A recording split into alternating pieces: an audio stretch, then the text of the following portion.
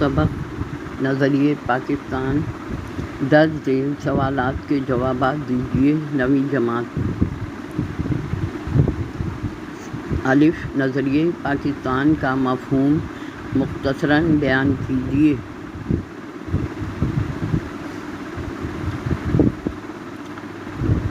جواب: نظریہ پاکستان کا مفہوم یہ ہے کہ پاکستان کو ایک اسلامی اور فلاحی مملکت بنانا، جہاں وہ اپنے عقیدے، نظریہ زندگی اور اپنے طرز معاشرت کے مطابق زندگی بسر کر سکیں، جہاں اسلامی اقدار کو بنیادی حیثیت حاصل ہو، جہاں عدل، دیانت، اخوت اور مساوات کی عملداری ہو، جہاں مسلمان آزادی اور اسلامی نظریات کے تحت زندگی بسر کر سکیں۔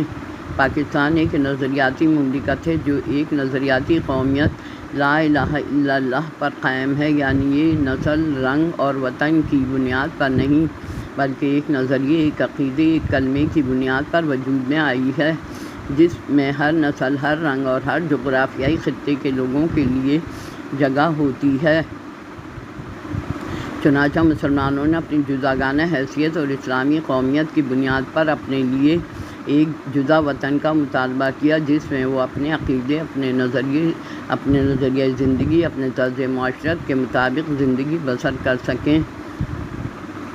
سوال نمبر 2 شاہ ولی اللہ کی تحریک کا مقصد کیا تھا؟ جواب: اکبر بادشاہ کے دور حکومت کے بعد مسلمانوں میں ہندوانہ طور طریقے رائج ہونے کے ساتھ مسلمانوں میں بہت سی غیر اخلاقی و معاشرتی برائیاں پیدا ہو گئی تھیں، جن کو دور کرنے کے لیے شاہ ولی اللہ دہلوی اور ان کے بیٹوں نے تحریک شروع کی۔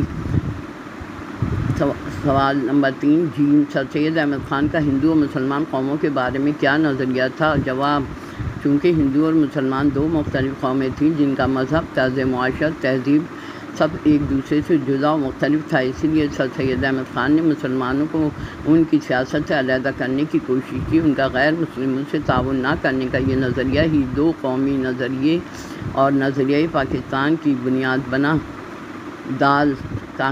کانگریس کا اصل مقصد کیا تھا اور مسلم لیگ کا قیام عمل میں کیوں آیا؟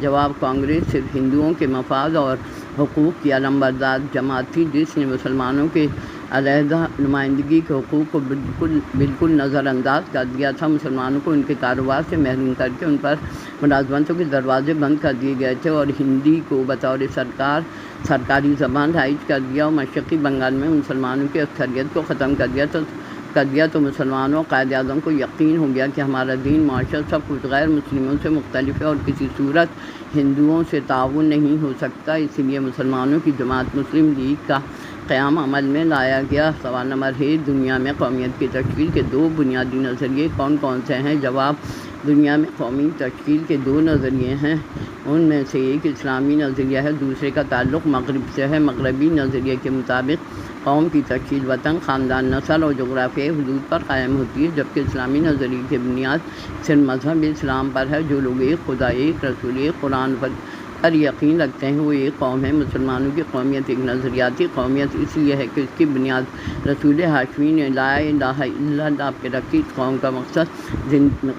زندگی ایک ہے اور وہ ایک خدا، ایک رسول، ایک کتاب پر یقین رکھتے ہیں۔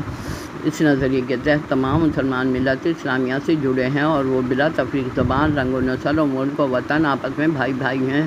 اہل مغرب کے قومی نظریے اور اسلامی قومی نظریے میں فرق یہ ہے کہ اہل مغرب کی قوم وطن اور نسل کی بنیاد قائم ہوتی ہے، جبکہ اسلامی قومیت کا دار و مدار صرف مذہب پہ ہے، جس کی بنیاد لا الہ الا اللہ پر ہے۔ اس قومیت کا دار و مدار نسل، فرقہ، جماعت، گروہ، قبیلہ یا وطن پہ نہیں بلکہ ایک عقیدہ، ایک کلمہ، ایک نظریے پر ہے۔ کسی بھی گوشے میں بسنے والا فرد، خواہ وہ کالا ہو، گورا، امیر ہو یا غریب، آدمی ہو، عربی، چینی ہو یا امریکی، اگر وہ اس عقیدے پہ یقین رکھتا ہے تو وہ ملت اسلامیہ کا ایک فرد ہے اور وہ مسلمان ہے اور دوسرے مسلمان کا بھائی ہے۔ جیسا کہ علامہ اقبال نے فرمایا، اپنی ملت پر قیاس اقوام مغرب سے نہ کر، خاص ہے ترکیب میں قوم رسول ہاشمی، ان کی جمعیت کا ہے ملک و نسب پر انحصار، قوت مذہب سے ہے مستحکم جمعیت تیری۔